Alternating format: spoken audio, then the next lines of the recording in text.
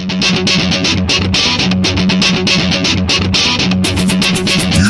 are listening to Para X.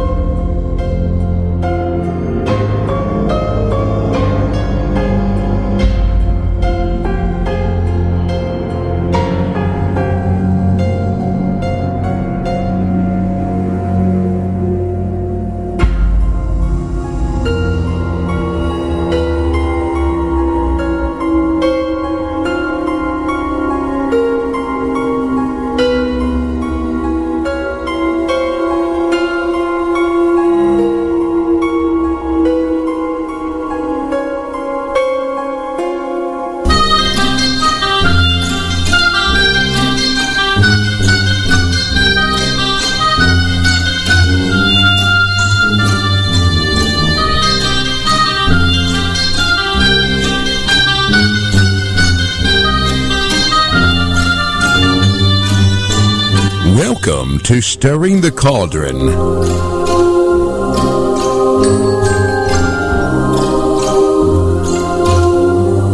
Now, here's your host, Marla Brooks.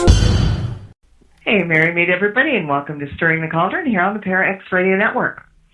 Now, tonight's opening song, Grisly Reminder by Midnight Syndicate, is pretty spot on to what we're going to be talking about this evening. Many of Hollywood's late greats didn't leave this world peacefully, as one might hope, and you could say that some of them definitely did leave a grisly reminder on the way out, and perhaps some of them were grisly and they're still sticking around. But there are a lot of stories about Hollywood's dearly departed, and, here comes the clever segue, Scott Michaels, owner of Dearly Departed Tours, has a very cool new tour that he's here to talk about tonight. It's called the Hollywood Ghosts and Legends Walking Tour, and it's a guided walking tour down the Boulevard of Broken Dreams, also known as Hollywood Boulevard, where scandals, murders, and tragic deaths have actually occurred. And we're going to talk about a new documentary in the works with some fascinating new additions to the dearly departed brick-and-mortar store, and naysayers. In other words, we've got a whole lot to cover tonight, so Scott, come on in and share some of the dirt. Hello, Marla. Hello. Oh, God, you sounded... Never mind. It just reminded me of somebody, but I can't put my finger on it, but it was just like, okay. Thank you for having me back. Well, you know what? Every time I post a banner saying that you're going to be back, people get really happy. I mean, happier than a lot of times when I post banners. I mean, I had comments today like, oh, I love listening to Scott. And someone over in the UK said, please give Scott my best regards, say hello. I mean, you've got a very loyal following, whether you know it or not, and I think you do. At least I hope you do. I think I'm very fortunate. Something I've done or that I do strikes a chord with people, and because I'm not afraid to, make a bad joke, or I think that makes people a little bit more at ease at things like the things that I talk about, because I think everyone has an interest in this. Just some people can't embrace that, and I think that my maybe I bring it down to a little less intimidating level. I don't know. Maybe I'm sounding like I'm full of myself, but I do think that we all like this kind of stuff. It's just that how it's presented is different, I think. Yeah, I mean, I honestly, the first time I ever, when you were with Graveline and took the tour, that fateful night with Kenny Kingston. Oh, I love Kenny. I know, that was, I mean, fateful because it was a million years ago, and that's actually where you and I met.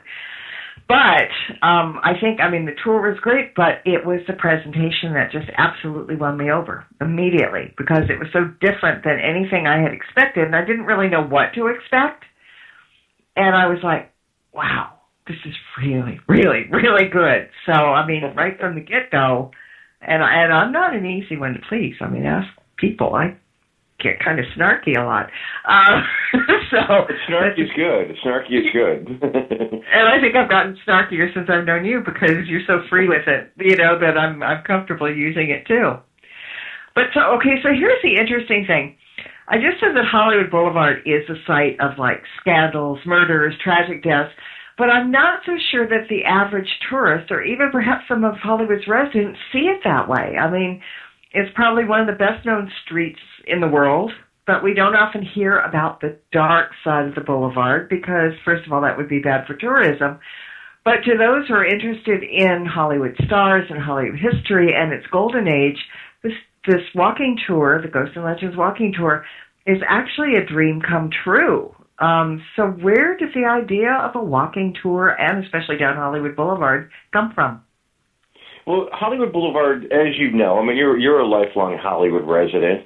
Yeah. The Boulevard means different things to different people. I mean, it could be glorified business cards, which are what those stars in the Walk of Fame are. I mean, they're for a price. You buy them, and that's all good too, because it's part of the tradition of Hollywood. Everything has a price tag on it. But, it's an 8-block stretch of Hollywood Boulevard that has these stars, and people like wandering down the boulevard anyway just to read the names and see the sights. What most people generally don't think of much more aside from the Chinese Theater and the El Capitan and what's now the Dolby Theater, and they stick around that little 2-block stretch. For the people that go a little bit further on, there's so many interesting points to Hollywood Boulevard that are largely overlooked by visitors and not really explored enough by locals, I think, as well. Or when you are walking down Hollywood Boulevard, you're doing it with your head down and you're not looking up and seeing the cool things that you walk past all the time. The Egyptian or Musso Frank restaurant or Larry Edmunds bookstore, or it's just, there's so many wonderful little things on Hollywood Boulevard that people tend to miss. And all of those things have amazing stories behind them. And sometimes, locals alike, we like to hear those stories. And that's my job. That's my job. And you do it so well. But yeah, I mean, just walking down, I mean, people don't realize that those buildings are ancient. I mean, they're really old. Maybe not, like over in Europe. But for LA, they're really old buildings. Some of them are like 100 years old. Wow. And even a little bit more. But, I mean, if you look at them, you look at the storefronts, because as you said, people don't usually look up. If you look above the storefronts, because all these are 2- and 3-story buildings, and some of them obviously are taller, but there are neat things like gargoyles. If you look, you see them, Yeah. If you don't expect them or you're not looking, it's just kind of sad in a sense. And, when I was a kid, oh God, that was, in the dark ages with the covered wagon, we used to take the bus up to Hollywood and Highland, from where we lived, my grandmother and I, and then we would walk from Highland to Vine Street. That was like the main bit. And we'd go up one side and then back down on the other side, always looking at things. And things didn't change too much there. I mean, they've been a lot more transient in more recent years.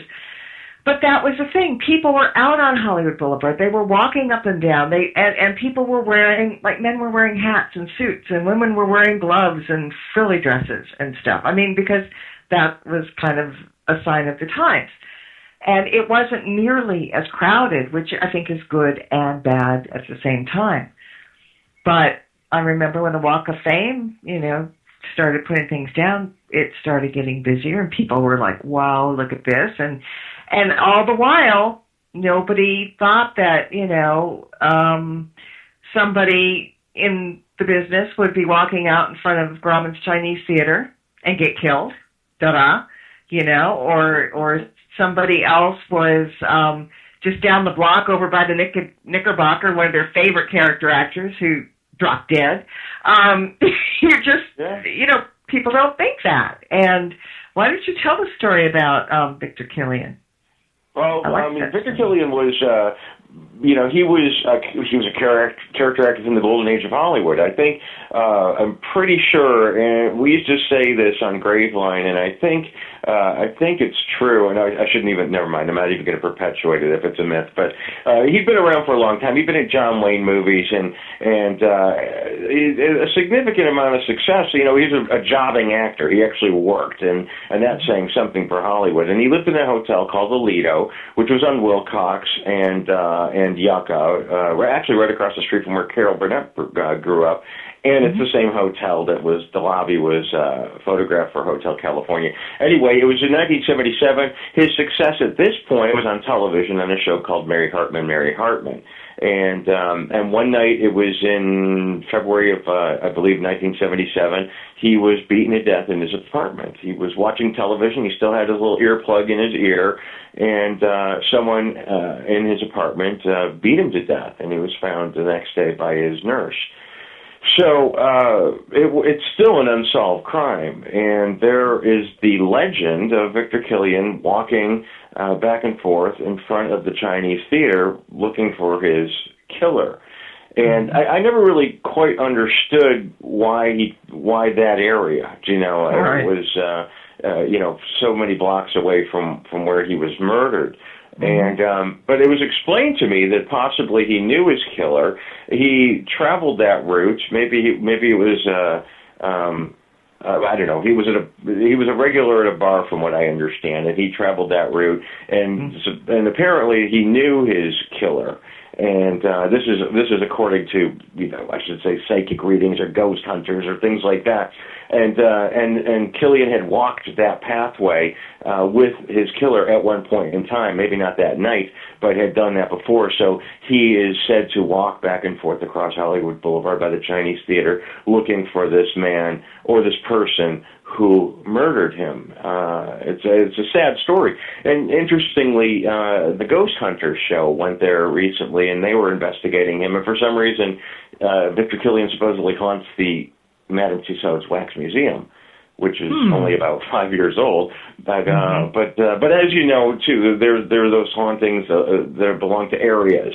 And so if he is haunting Hollywood Boulevard around that area, it's conceivable that he may wander in there and at Madame Tussauds. But it wouldn't be the first place I would look for him if it were, if I were trying to. No, exactly not. And from paranormal kind of terms, what people might think is him and what they may see him walking back and forth in that direction could be residual energy too. Not an active haunting, but just something because he did it so often, he left his footprint sort of there, and it just happened. But it would be the main floor too, I think, because if it is a residual thing, he would be on the same floor that he was murdered on. He'd be in the same surface, and that was an empty parking lot back in the 70s. So more than likely, if he was there, if it was residual, he'd be on the same level, I would imagine. He wouldn't be crawling around the third floor, I don't think. Well, you never know. I mean, when you're over there, you can do anything you want. So maybe he is. I don't know. But isn't residual? I mean, it's not really. I don't know.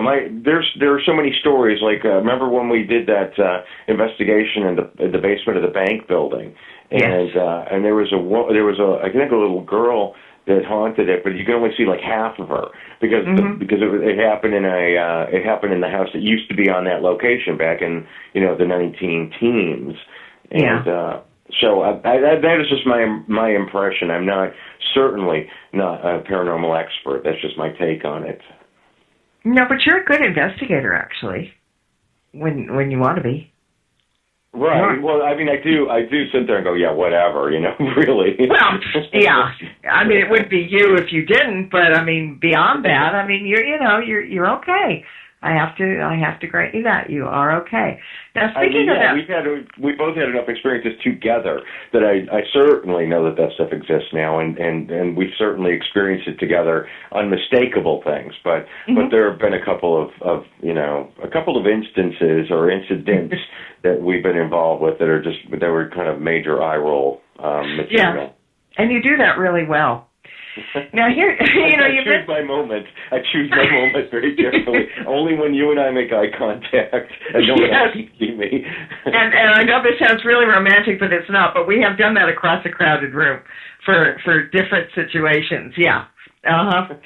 Yeah. All right. So anyway, you're talking about this haunted bank building with the little girl. Now, that's the one at Hollywood and Highland, and it's one of the buildings on the Boulevard that kind of fascinates me because we did find stuff in that basement there. There was stuff going on, but that was kind of like all in the past. And we picked up stuff like in the humongous bank vault. And the thing that struck me as completely odd about the building was not its past per se, but this is a beautiful 13-story building built back in 1927, a mixture of kind of Art Deco, Gothic, Spanish design.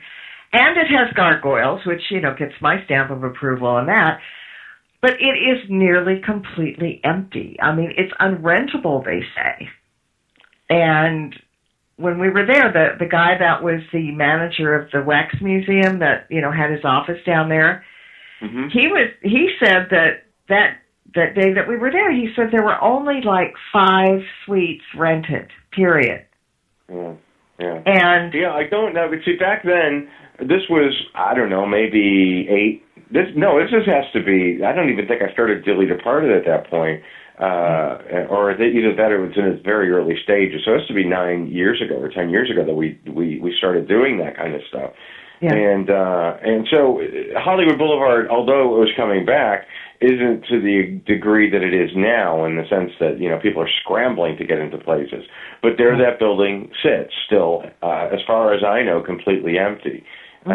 So it was cheap real estate back then, but it was still empty. But it was empty then, and it still is today. Now it makes a little bit more sense. They're probably waiting for something magical to happen, and somebody's going to buy it for some ridiculous amount of money. That seems to be the way things are going. But there's still not only does it look sinister, but when we were down there, we certainly got that sinister vibe. Most definitely down in that vault. I mean, that vault was crazy. It was, yeah.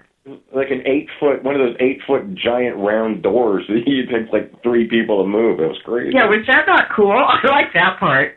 And I think there was something on the floor that if you stepped on, something moved, and I think you stepped on it and kind of went a little wobbly. I don't remember what it was, though. Yeah, I think it was a piece of metal or something. It was something that was really, it was taken aback because, we were down there. It was even before our investigation started in the Wax Museum next door. And he sort of said, hey, you want to go down real quick? And so I think was it just you and I that went down there, and Mark, I think was his name, the manager? Yeah. And I think, and so it's just the 3 of us, and he was telling us the stories about, being in the office alone and having footsteps going up to the door, and I think he said he even saw a shadow outside the door, but when he opened it up, there was no one there. So, and also there were, then Victoria came down later on and got some very interesting she picked up on some odd things that were not nice. Right. And, if you lived way down in the bowels of an old bank building, you might not be nice either. But it just surprises me because you would think it's prime property. Now, one of the reasons that they said that they were having trouble renting in the building was that they didn't have dedicated parking. They didn't have an underground parking lot. And I guess maybe people didn't want to park in the parking lot that was, up the street just a little bit or something. But they said that was a major downfall. But there are other reasons. I mean, the manager's stinky vibe. I mean, not literally stinky, but I mean scary vibe. Nobody wants to be there. It is dark. It is kind of ominous feeling. I mean, it's not a welcoming building at all, and it really does look very Gothic on the outside. And the inside is just kind of, it's got a good creep factor to it, I think. Yeah, most definitely. It's a magnificent building. It's gorgeous, and for the longest time it was the tallest in LA, which is sort of hard to grasp, because it's not that big. But yeah, you're right. It looks like if you're going to walk down the boulevard and say that's a haunted building, that's the one. That's the one you'd look at. Mm-hmm. Yeah. Okay. Well, and you can see it from blocks away too, so that even helps. I mean, the other building that is a little bit creepy and always was to me too is the Taft Building, which at Hollywood Vine, which is now people are clamoring to get office space there, entertainment companies and things like that. But I remember it 1,000 years ago, and it was, I think my grandmother went to the dentist in there, and it was this huge, it's a huge tall building, all kind of brick-like, and we went in there, and I remember she was having dental work done, and I walked over to the window, and the window was, way bigger than I was. Huge window, and you open it, there was no screens in those days. Mm-hmm. You could just take a nice tumble out of those windows. I don't know why they didn't screen them in, but it is kind of a creepy building as well, or was anyway. Yeah, you couldn't, and back in the day, they were renting nice offices for probably, $300-400 a month, and even in the 80s, it was dirt cheap. It was less than $1,000 a month to rent rent an office in one of those buildings. But it is interesting the amount of building that's going on in Hollywood and how people are paying ridiculous amounts of money for apartments in those places. Upwards of $1 million. It's insane to live at Hollywood and Vine where there is no parking and it's just congested all the time. And but everyone wants that address. Yeah, I saw that they across the street from the Taft Building. There's that building that used to be a insurance company or something, and now it's all lofts. Yeah, and the Broadway has been sold all out for years. The old department store, and it's interesting. It's a good thing. Ultimately, the line I always use is that they've made it so the people that never left can't really afford to stick around, and that makes me sad. But that's progress. Well, and you would think that lots of places that used to be on the boulevard and are now long gone in the business sense of what they were might have left a ghostly mark, like, the massive Hollywood Hotel at Hollywood and Highland, which is now the Dolby Theater and the big shopping center and Hard Rock Cafe. The Hollywood Hotel, I think, went all the way to the Chinese Theater, maybe farther. I don't remember. It was a massive. I went up to Orchid Street, which is right alongside the Chinese.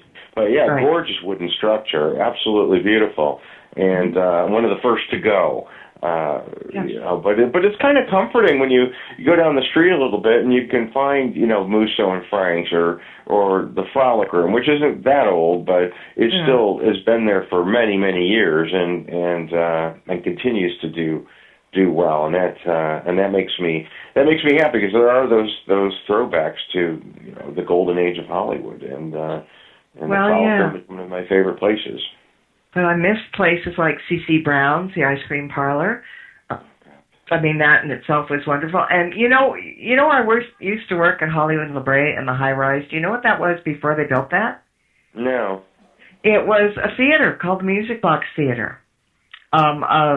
Just where they did stage shows and stage plays. And it was really old. It had been there for years and years and years, and for some reason I can't find any reference to it. I've Googled it like crazy, but I was actually there, because when I was a kid, I was with the famous little Meglin kitty stupid thing. Not stupid thing, but just little kitty actors and tap dancers, whatever. And we put on shows there.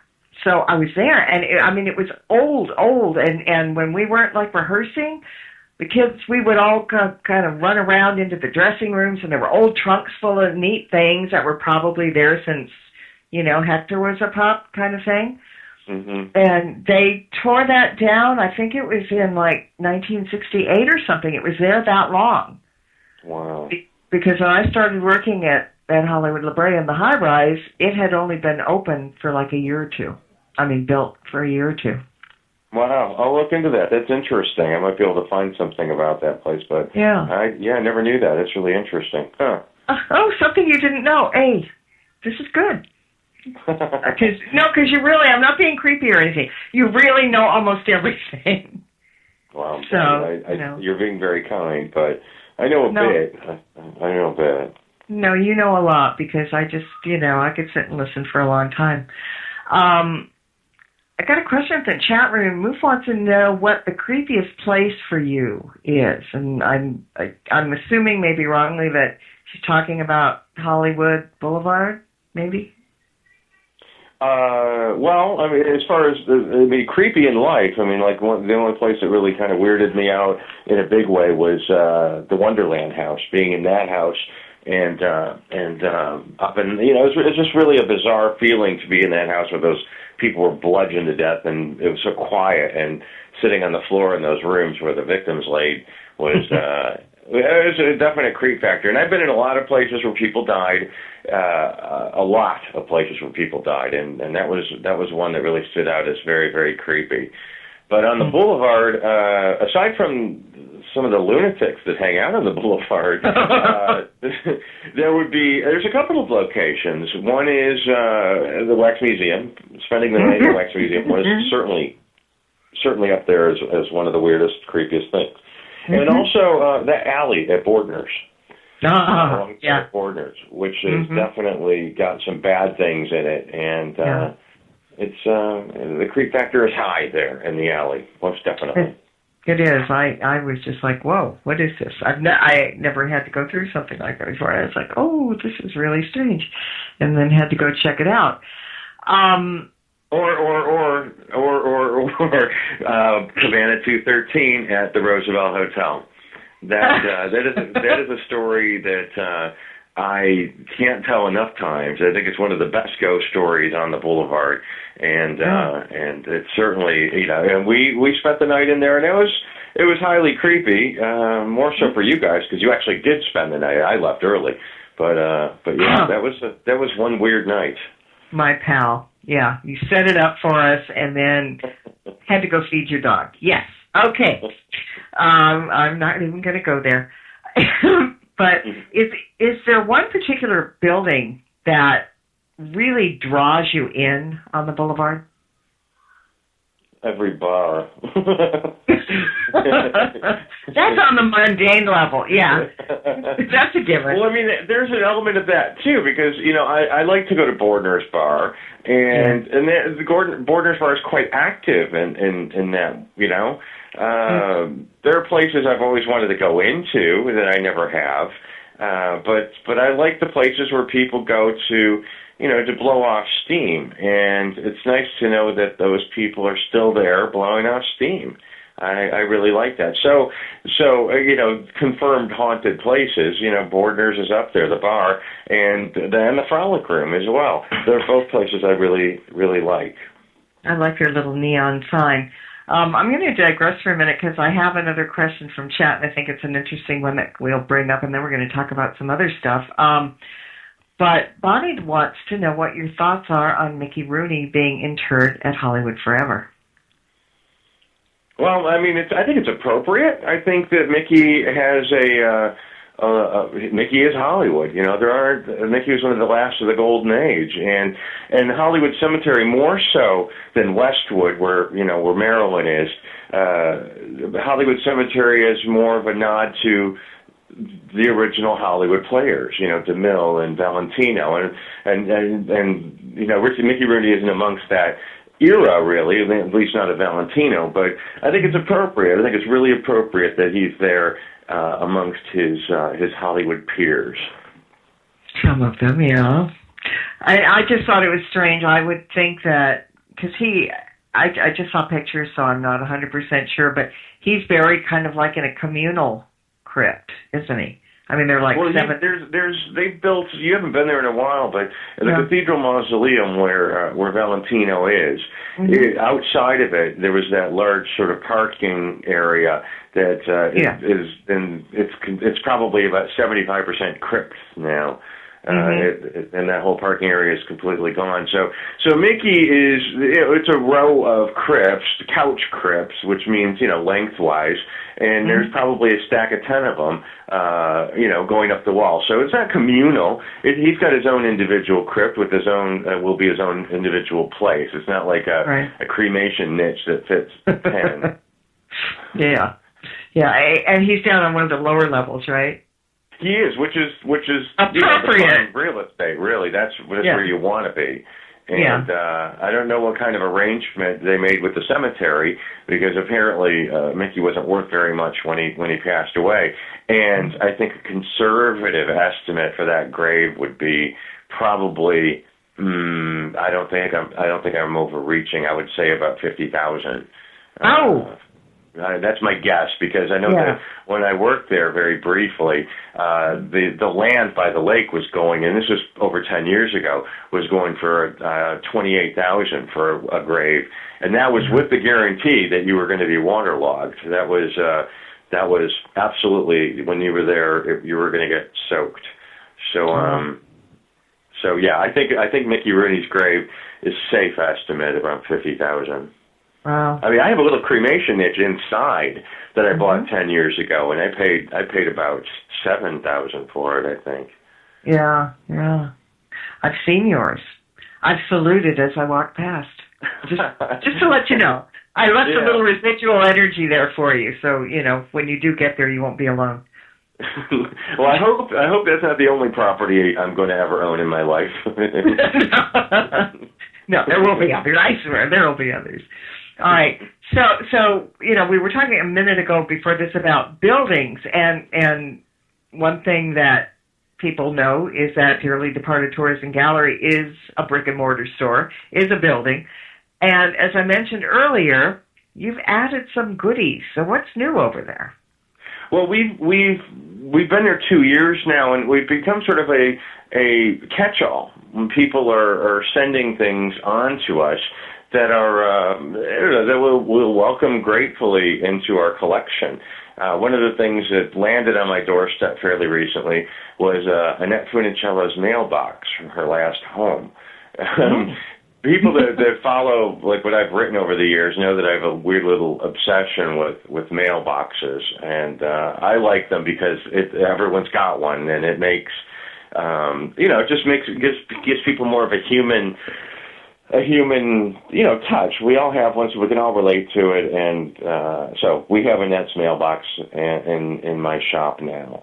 And I just got actually a large floral arrangement for Mickey Rooney's funeral that has a place of honor in our shop too. I saw the picture, and I wondered how you managed to get that. I actually gave you kudos. It floated into my shop one day, and it was either going to go to the garbage, or it was going to go to some place where people will be able to see it for years to come. So I'm proud to host it in my shop, and it's not a little arrangement either. No, but I'm proud to keep these things in my shop. They are history. And it's not something that everybody embraces, but it's something that I embrace, and I just feel like I'm their guardian by having these things in my shop. You have lots of things in your shop, and yes, you are a perfect guardian. And I'm glad, really, that they're out of your house now. Yeah, me too, actually.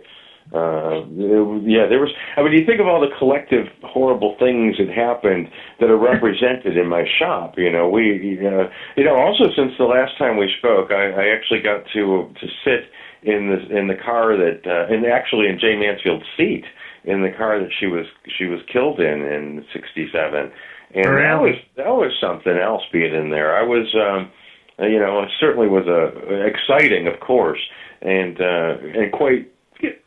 Moving too. I mean, when I'm sitting there, I had to. The car looks exactly the way it did after the accident, except it's 40 some years later, and it's weathered a bit, but it's still crumpled. There's still glass on the floor from the accident. It's incredible what shape this thing is, and the mirrors are still there, and the dials are still on the dashboard. And you would think that over the years they'd be picked over. And I was asked if I wanted to sit in the seat, and you could see where her knees hit the glove box on impact, and it was really quite moving to be in that thing. So and I have her suitcase that was in the trunk of that car at 67 when she was killed. Sharon Tate's fireplace, of course, and another recent addition is a charred branch that was above Paul Walker's car when it burst into flames that a nice fan had donated to the shop.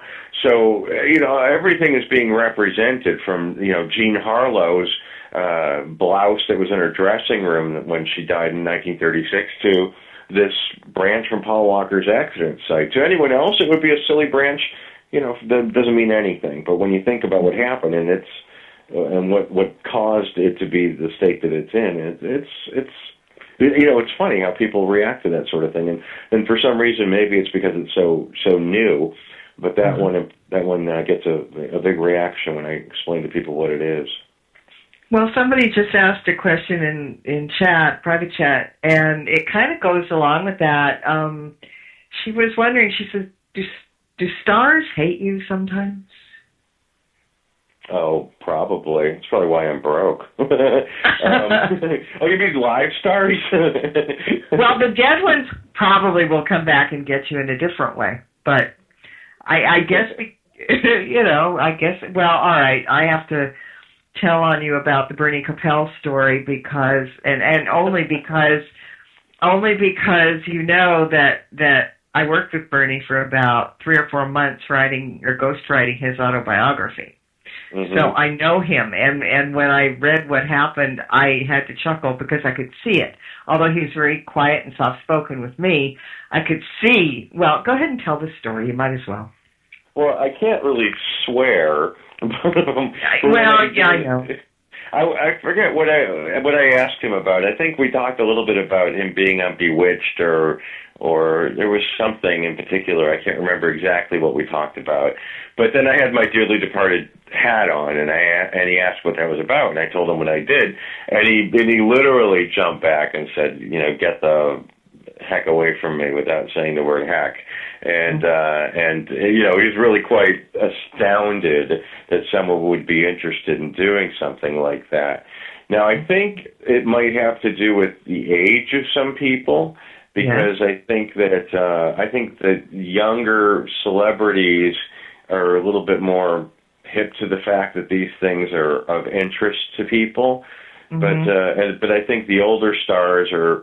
I don't think it's as much as a too close to home thing because of their age. I just think that they're astounded that people would be interested in something like that and focusing on that. Right. All right. I've got a question. Most of the time, people have a good time. Most of the time, people think it's a hoot. Or they didn't even register. The other day I was in one of those, went to the autograph show, and I spoke to, who did I speak to? Martin Landau was there, and just nothing. I had him autograph an Ed Wood poster for me, and I said, would you make it out to Dearly Departed Tours? And he's nothing, just okay, and that was that. No question whatsoever, and I know he didn't know what it was.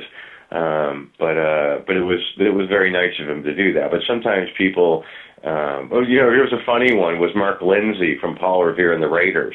Now, I'm a big fan of Paul Revere and the Raiders, and I knew that Mark Lindsay lived at the Cielo Drive house where the Tate murders occurred. Mm-hmm. And he lived there with Terry Melcher, and then Mark Lindsay moved out, and Candice Bergen moved in, and then they both moved out, and Sharon Tate and Roman Polanski moved in. So Mark Lindsay was at this show, and I figured, how am I going to approach this? I have to ask him. It's a responsibility of mine to ask people about this. It's my own personal obsession.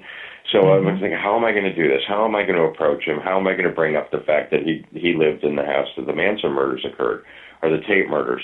And as I walked up to his little table, he had about 10 8x10 stills for sale, that's the whole point of them being there. Right. And one of them is a picture of him on Cielo Drive. And it said, I had a little post-it note saying, Manson Murder House. And I thought, okay, it's fair game. I can talk to him. And it was interesting to talk to him, and there's always something interesting to learn about it. And the thing that he shared with me is that I knew that the house was furnished. I knew that the same furniture that he used in that house was the same furniture that was there when Sharon and Roman lived there. The sofa was the same, the bedroom furniture was the same, the dressers, etc. Those came with the house. And inside the room where the murder occurred, where Sharon and Jay Sebring were found, was a little baby grand piano. And he told me that he and Terry Melcher composed Him or Me, which is one of the Paul Revere's, in the Raiders' big songs, on that piano. So this particular song that I knew my whole life is, now I knew that it was composed about 10 feet away from where Sharon Tate's death occurred. So it puts a whole different spin on that song, and it's so interesting. Cece in chat one is asking whatever happened to the furniture from the house. As far as I know, it belonged to Mr. Altobelli, who owned the house, and I think that Sharon and Sharon's personal things went to her family, but the furniture itself, I know that Altobelli lived in that house for a good 20 years after the murders. So I imagine, and I'm just guessing, that the stuff that wasn't damaged by their deaths probably stayed in the house. And I know that, like I said, Sharon's things went to her family. Right. Okay, I've got a loaded question for you. If someone paid you a great sum of money to spend the night at the Vogue Theater, which is on your tour, along your way, alone, would you do it? And I'm not asking, I'm asking this for a reason, not necessarily for my own amusement at the thought, mind you. Mm-hmm. So answer the question, and then I'll explain what my motives are for asking. Well, I mean, a ridiculous amount of money. Of course, I'd do it. I'm a whore. I got my price. And, but you're also a scaredy cat sometimes, and that's a really ugly haunt. I can eat being a scaredy cat for a large sum of money. Of course I would enjoy it. I'd be scared to death. I'd bring my iPod, and I'd sit there with probably one of those, those big Phyllis Diller, sleep covers for my eyes. You know what I mean? Just big, and that's probably what I would do. I'd probably try to tune everything out. But that theater is crazy haunted, and it would. I'm not going to say it would be an easy night to sit through, but I'd probably change my mind if it was a real offer. Okay. Anybody got a pony up? Well, we'll see. We never know. Yeah, do a Kickstarter. Yeah, let's get Scott in the Vogue Theater overnight. Yeah. We'll do a webcam. Oh, yeah. CCTV works really, really good. There's two more things I want to get in. We've got like 15 minutes left. So I will explain why I asked about you. Well, no, I'll go ahead and ask you the question. The reason I said, would you stay alone, blah, blah, blah, and it would be fun to watch, to have it recorded, is that you've got so much going on DVD-wise. And I thought that you alone in a very haunted location for the night would make a wonderful documentary. But you do have a new documentary coming up, do you not? We do, and that would be an interesting extra feature. Definitely. Watch Scott poop his pants. Yeah. Why?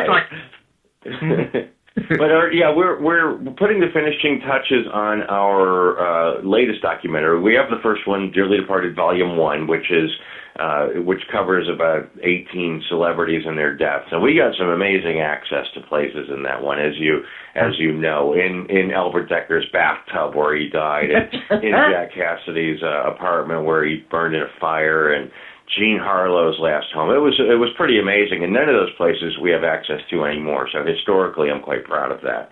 And then Helter Skelter, 6 Degrees of Helter Skelter. And then this one is going to be called Dearly Departed Volume 2.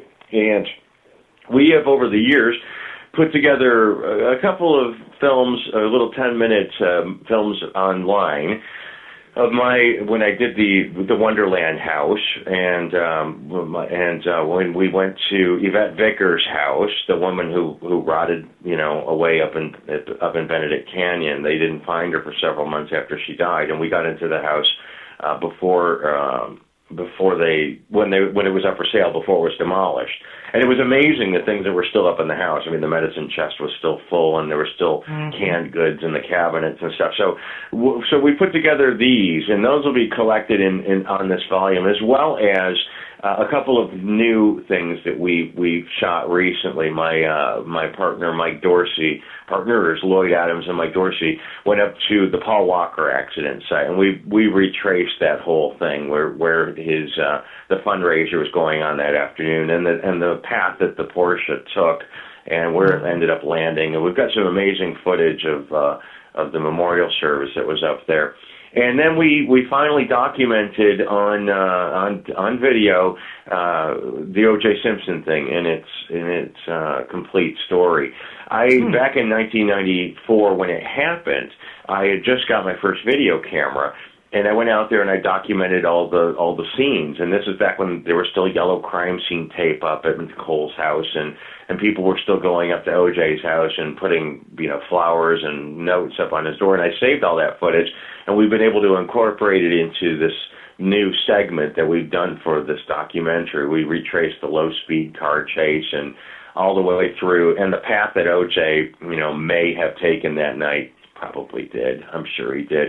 From Nicole's to his own house, and how he easily could have made it in time. So I'm really proud of it. I think it's going to be great. It's supposed to be out in the next 6 weeks, I think. Hopefully, fingers crossed. Oh, that's fantastic! I can't wait. I will send you a copy. I will send you a copy. Yeah? Oh, you're so good to me. I know. All right. So here's something else that you have to deal with, and me and all of us as parapeeps have to deal with. Some of our favorite horror stars, like Bela Lugosi and Lon Chaney, have literally left their marks on Hollywood Boulevard. And my favorite Bela story is where supposedly Peter Lorre and Vincent Price were paying respects to Lugosi at the Hollywood Boulevard mortuary, under McKinley, right? Where Lugosi was laid out in his Dracula costume, and Peter Lorre commented to Vincent Price as they were viewing the body, and supposedly said, "Should we drive a stake through his heart just in case?" Now, that is my favorite story. That is a great story. It is. So now stories like this lead to a lot of speculation. Well, actually, not only this, but I mean, in the whole para world.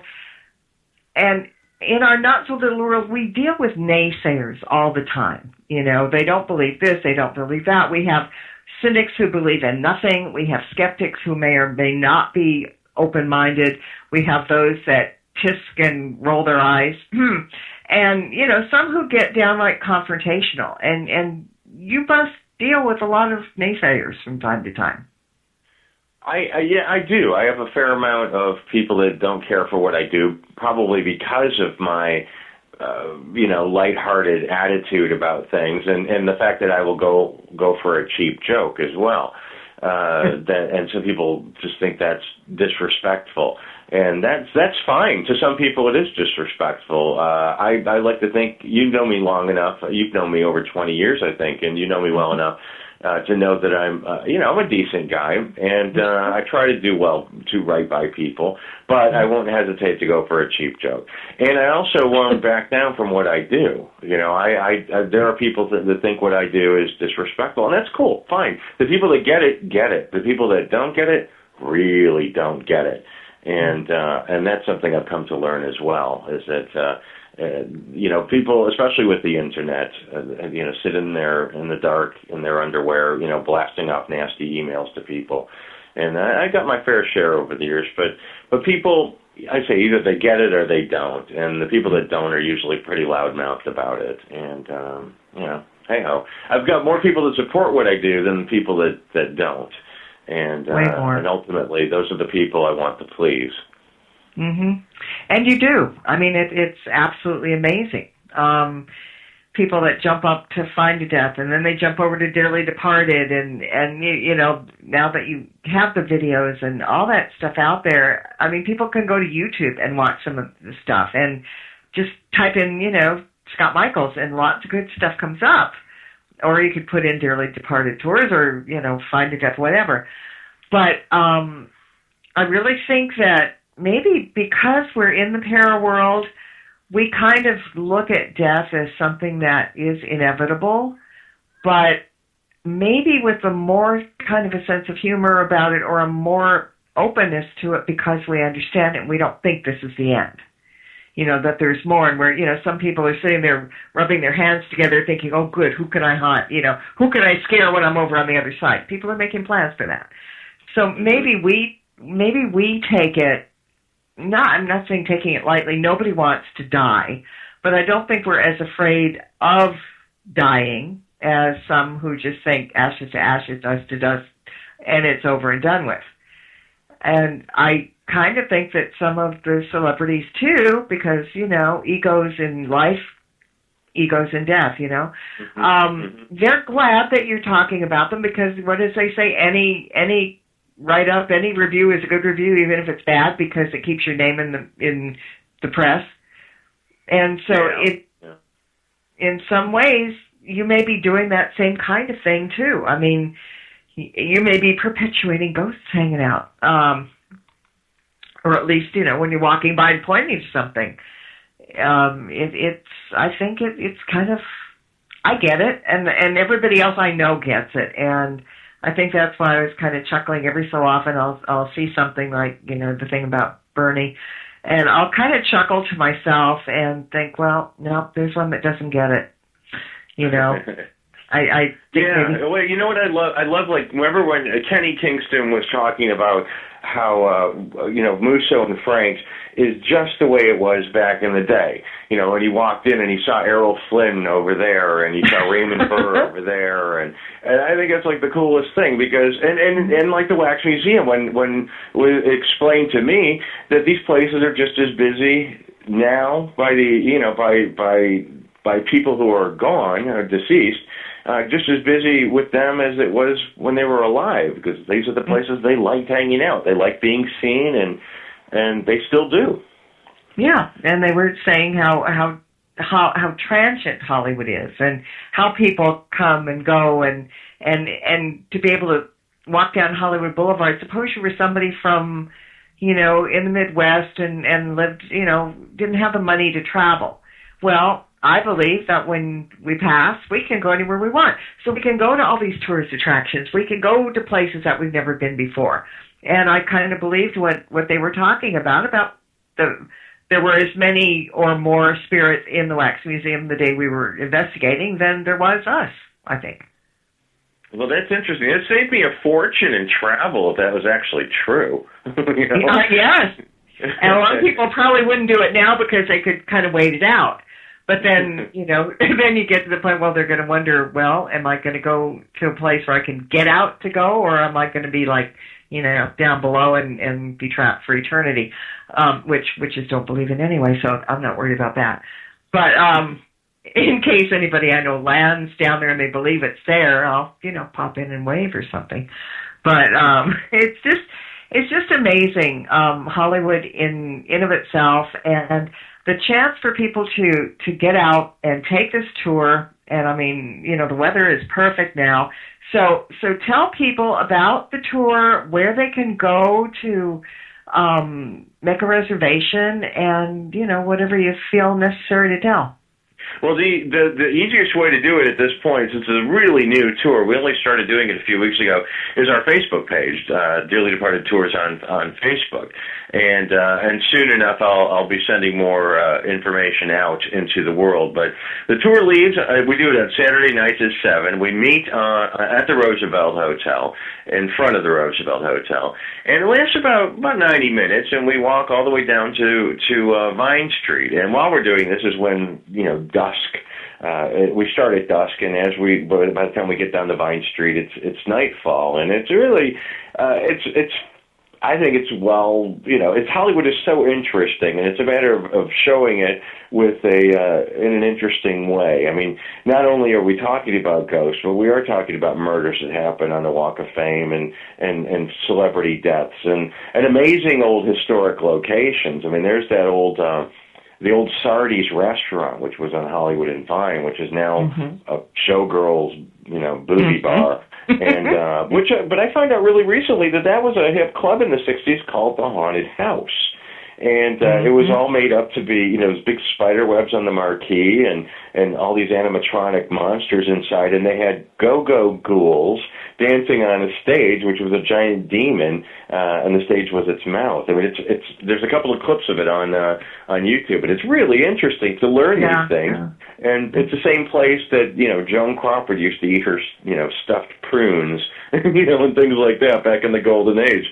So the ghosts of Hollywood aren't limited to the people that used to frequent Hollywood, but also some of these locations, like the Vogue Theater. That what was there before the Vogue was a schoolhouse that burned, and children died, and they're still playing in what was the schoolhouse, which is now the Vogue Theater. So the restaurant at the Knickerbocker with the little kids, darting in and out of the tables, and by the time you turn to look at these kids running, they're gone, and they weren't really even there in the first place. And then my own experiences, in the Roosevelt and in the Wax Museum, and it's I think it lends in Bordner's and that crazy alley. And you'll be pleased to know, Marla, that I bought a Tate 2-meter. And and while we're in front of that sinister alley at Bordner's, we attempt to contact whoever's hanging out in there, and making sure that they stay back there when we leave. Well, Vicki said it wasn't a spirit. She said it was a demonic, just so you know. Yeah. These people are damned, I think is what she said. And they were a lower entity. I forget what a drag, I think is the term she used for it. Yeah. And but there are enough, people. There's the goth chick that died in a car accident. It's in the bar, and we're hoping to get in touch with her. The other people, as I said, they I don't know what they are and I doubt that they communicate with us, but if they did, as I say, just make sure that we leave them behind when we leave.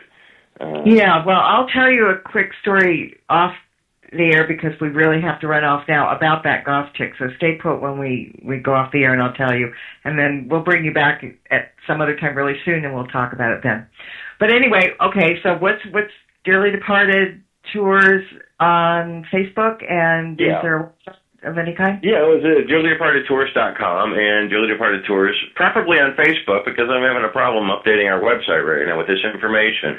But the tour is going to be running through the summer on Saturday nights, and I'm really proud of it. There's the mainstays. There's the Bela Lugosi's hearse, the haunted hearse, and Peg Entwistle that jumped off the Hollywood sign. But there are also some stories that I think people would be surprised to learn. So I think it's just a bit of fun for people, and a little bit. Well, it's like our tour. It's the Tragical History Tour. And good exercise. All right. Well, we got to run. Thank you, Scott. Stay put where you are, and everybody, we're out of here. Stay tuned for Lily and Deborah. Happy mediums, and until next time, everyone, blessed be and merry meet again. Good night. Good night. Thank you. This has been another edition of Stirring the Cauldron with Marla Brooks. Be sure to tune in next week at the same time for another great guest and more cauldron stirring. Any rebroadcast or use of this program without explicit permission is strictly prohibited. Copyright 2013. Moonlight Haw by Kevin MacLeod, licensed through Incompetech.com.